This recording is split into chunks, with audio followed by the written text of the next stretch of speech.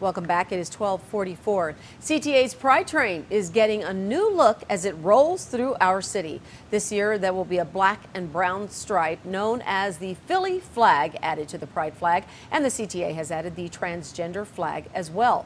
The Pride Train will be on the Red Line as of today, and it's going to roll through October when Chicago has its Pride Parade. June is Gay Pride Month, and there is a new children's book geared toward helping children navigate major life changes and reinforcing the value of tolerance. It's called Frida the Frog and the Two Mamas Next Door. Author Nadine Haruni joins us now to tell us all about it. Good afternoon. Nice to see you, Nadine. I love it. Thanks so much for having me on. You're a busy lady. This is book number 5, but tell us the story of Frida the Frog and how you came up with this idea. Sure, absolutely. So Frida the Frog came about because me and my own children were going through a variety of situations. And I felt that if we were going through them, a lot of other families out there were going through them. So the books in general are meant to encourage empathy, awareness, tolerance, and especially reminding kids to be comfortable with worlds that they may not know or be aware of. So these books all have a personal relevance for me, but I figured that a lot of other people could relate. Sure. Okay. Kind of tell me the story of Frida. Here's Frida. Yes. Live in the flesh. She's meant to demonstrate to kids the feeling of being free to express themselves, free to be who they are. And that general thread runs through all of the books. So in each of the books, we follow along a frog family as they encounter various different types of situations, many different types of people, but they're all generally talking about empathy, kindness, tolerance. That's the theme I keep running through all of the books. Now, did the name Frida have special meaning to you? It does. Here's my mom, who I joke around spells it wrong, but she was the inspiration. She spells it F-R-I-E-D-A. My Frida spells it F-R-E-E-D-A.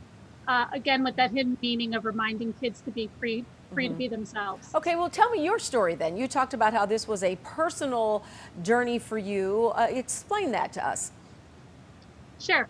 So the first book came about Frida the Frog gets a divorce because my own children were young and 1 and 4, and I wasn't really sure how to open up the conversation with them. I mean, all of my books are meant to be conversation starters.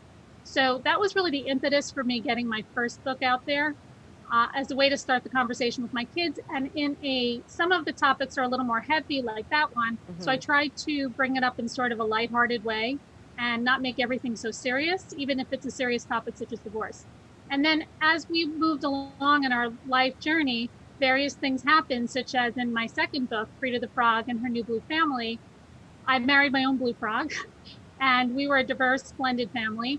And I felt that it was just important to remind kids not to judge anybody by the outside of their skin color, make any judgments just based upon somebody's religion or beliefs. So that's what led to that one. And then things went along, the third book, Frida the Frog is on the Move, came about because we moved from the city to the suburbs and my kids protested vehemently. And we eventually moved, and they realized, even though they had to change schools and made new friends, that change didn't have to be so scary after all. So that's applicable to any kind of transition. And then the fourth book, Frida the Frog Says Farewell to Her Fish, that came about because my grandma Helen passed away. And it was the first time my kids were encountering any kind of grieving with, at such a young age. It's really hard to have that conversation. So the book was talking about, well, for me, it was my grandma Helen, but it was just helping kids be more comfortable with the conversation and letting their feelings out if they lost a pet or somebody that they loved.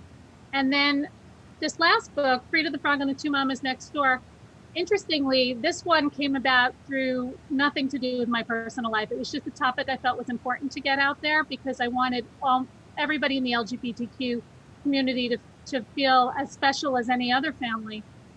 During the course of writing the book, one of my own children actually came out, so it kind of took on a personal meaning. But I am writing future books that are not necessarily based on my story. It's just based on other people's story. Very nice, though. It's life lessons from somebody who's been through a lot of these experiences themselves. And then the last book results in what you just said.